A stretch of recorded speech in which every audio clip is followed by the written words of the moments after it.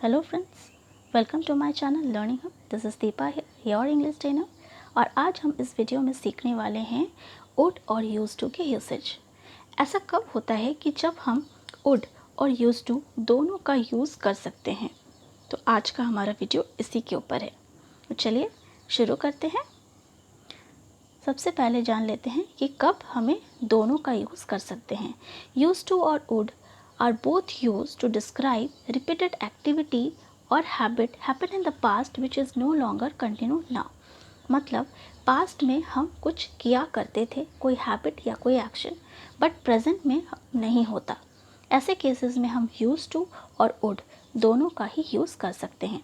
चलिए एग्जाम्पल के ज़रिए हेल्प जान लेते हैं। I use to play guitar for my kids. मैं अपने बच्चों के लिए गिटार बजाया करती थी। राइट इसमें हमने यूज़ टू का यूज़ किया। अब यही सेंस रखकर हम वुड का भी यूज़ कर सकते हैं। कैसे? I would play guitar for my kids. एक ही बात है, यहाँ आपने पहले यूज़ टू का यूज़ किया था, अब वुड का यूज़ करें कि मैं अपने बच्चों के लिए गिटार बजाया करती थी। नेक्स्ट देखिए, my granny would often visit us during vacation. छुट्टियों में अक्सर मेरी नानी हमसे मिलने आया करती थी। यहाँ आपने वुड का यूज़ किया। राइट और वुड के साथ एक और चीज़ का यूज़ किया है, वो है adverb of frequency, often. Right अब हम दूसरा सेंटेंस को देख लेते हैं। My granny often use to visit us during vacation. वही चीज़ कह रहे हैं कि छुट्टियों में हमारी नानी हमसे मिलने आया करती थी। सेंस आपका एक है, बट यहाँ हमने थोड़ा सा डिफरेंट कर लिया है। क्या है वो डिफरेंट? डिफरेंट ये है कि हमने जब एडवर्ब ऑफ फ्रीक्वेंसी का यूज़ किया तो हमने वुड के बाद यूज़ किया था ऑफन का, और यहाँ यूज़ टू से पहले किया है एडवर्ब ऑफ फ्रीक्वेंसी। इस चीज़ का आप ध्यान दें।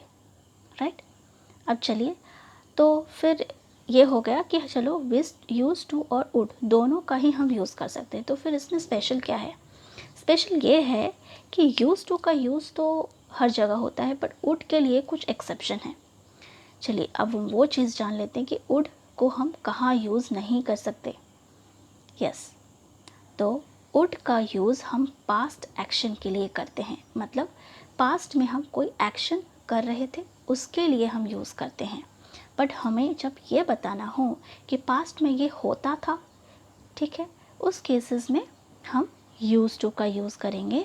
और साथ में अगर पास्ट एक्शन है तो वो भी यूज़ टू में कर सकते हैं। मतलब यूज़ टू के लिए हम पास्ट एक्शन और पास्ट टेंस दोनों के लिए यूज़ कर सकते हैं, बट वुड के लिए सिर्फ पास्ट एक्शन होगा। इसीलिए अगर आप श्योर ना हो, आपको समझ में ना आ रहा हो कि आपको किधर वुड और किधर यूज़ टू यूज़ करना है, तो इट्स प्रेफर कि यू शुड यूज़ टू, क्योंकि यूज़ टू का यूज़ हर जगह होता है, पास्ट एक्शन और पास्ट टेंस दोनों के लिए। चलिए एग्जाम्पल से हम थोड़ा और कॉन्सेप्ट को क्लियर कर लेते हैं। सबसे पहला यूज़ टू का यूसेज के बारे में देखते हैं। पहला sentences, I use to play hopscotch with my friend when I was kid. जब मैं छोटा था मैं अपने दोस्तों के साथ हॉपस्कॉच खेला करता था। तो यहाँ खेलना इज़ द एक्शन, ये हम पास्ट एक्शन की बात कर रहे हैं, तो हम यूज़ टू का यूज़ कर सकते हैं। यस क्योंकि हमने सीखा है कि यूज़ टू के लिए हम पास्ट एक्शन का यूज़ करते हैं।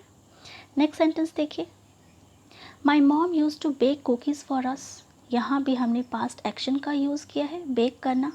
राइट तो हम यूज़ टू का यूज़ कर सकते हैं।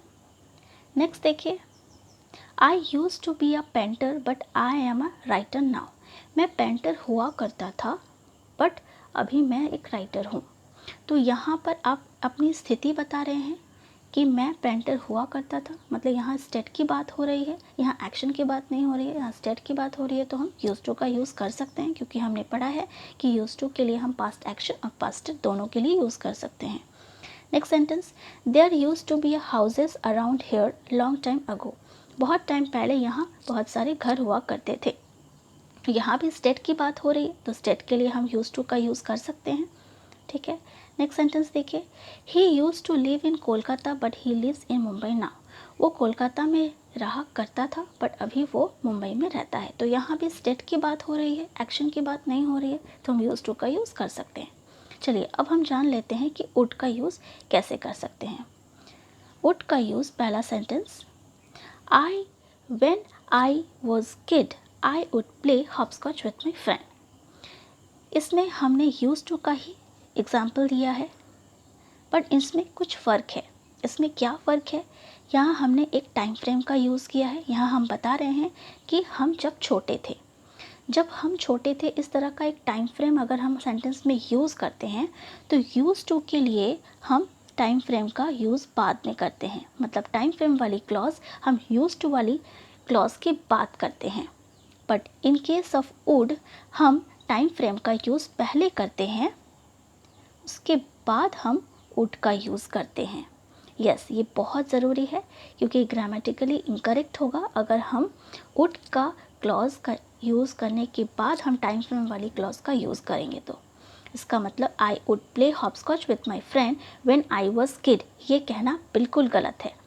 हमें टाइम फ्रेम का यूज़ पहले करना है, उसके बाद हम वुड का यूज़ करेंगे।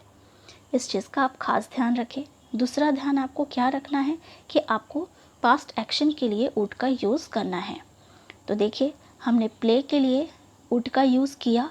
क्यों? क्योंकि ये पास्ट एक्शन की बात हो रही है तो हम वुड का यूज़ कर सकते हैं। जिस तरह हम यूज़ टू का यूज़ करते हैं उस तरह हम वुड का यूज़ कर सकते हैं। नेक्स्ट सेंटेंस देखिए, my mom would bake cookies for us. यहाँ भी इस सेंटेंस के लिए हमने बेक का एक्शन का यूज़ किया है, तो एक्शन में हम वुड का यूज़ कर सकते हैं। जिस तरह से हम यूज़ टू का यूज़ करते हैं उस तरह से हम वुड का भी यूज़ कर सकते हैं क्योंकि ये पास्ट एक्शन की बात हो रही है। नेक्स्ट सेंटेंस देखिए, I would be a painter but I am a writer now. क्या आप ऐसा कह सकते हैं? नहीं, क्योंकि ये पास्ट स्टेट की बात हो रही है, स्थिति की बात हो रही है, एक्शन की बात नहीं हो रही है। तो ये सेंटेंस कहना बिल्कुल गलत है क्योंकि यहाँ पर आपको यूज़ टू ही यूज़ करना है। यस, यूज़ टू का ही यूसेज होगा। नेक्स्ट देखिए, there would be houses around here long time ago. यहाँ भी स्टेट की बात हो रही है कि घर हुआ करता था, तो यहाँ भी आप वुड का यूज़ नहीं कर सकते, आप यूज़ टू का यूज़ करेंगे। ये सेंटेंस कहना बिल्कुल गलत है। नेक्स्ट सेंटेंस देखिए, he would live in Kolkata but he lives in Mumbai now. ये भी सेंटेंस गलत है। क्यों? क्योंकि हमने यहाँ स्टेट का जिक्र किया है और स्टेट के साथ कभी भी वुड का यूज़ नहीं होता। तो पास्ट स्टेट के लिए हम यूज़ नहीं करेंगे, पास्ट एक्शन के लिए यूज़ करेंगे। तो इस केसेस में हमारा ये तीनों सेंटेंस ही यूज़ होगा for past state. Okay, hope आपको ये कॉन्सेप्ट क्लियर हुआ होगा।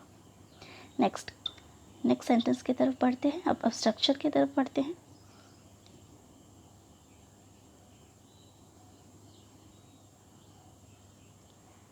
पहला स्ट्रक्चर, वुड प्लस वर्ब का बेस फॉर्म। वुड के साथ हम बेस फॉर्म, वर्ब का बेस फॉर्म का यूज़ करते हैं in case of affirmative sentence. I would go for a picnic during winter vacation. ठंडी की छुट्टियों में, सर्दियों की छुट्टियों में हम पिकनिक जाया करते थे। तो यहाँ हमने वुड के साथ बेस फॉर्म, वर्ब का बेस फॉर्म यूज़ किया है गो। यहाँ वेंट भी नहीं किया है, गॉन भी नहीं किया है, राइट।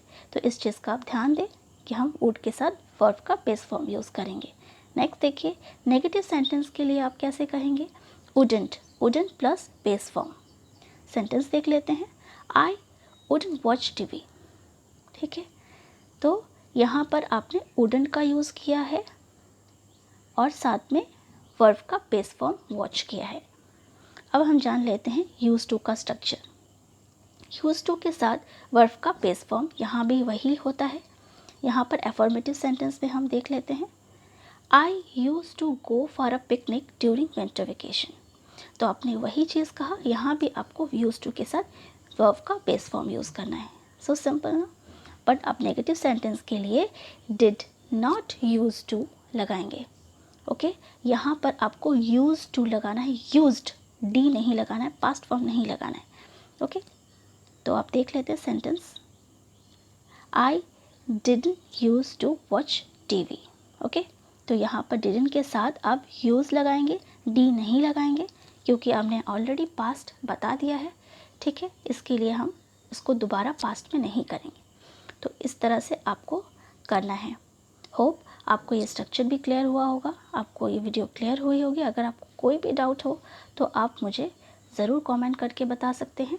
अगर आपको मेरी वीडियो अच्छी लगी हो तो you can like, share, comment and don't forget to subscribe my channel, ताकि आपको ऐसे ही इंटरेस्टिंग वीडियो मिलती रहे। Thank you.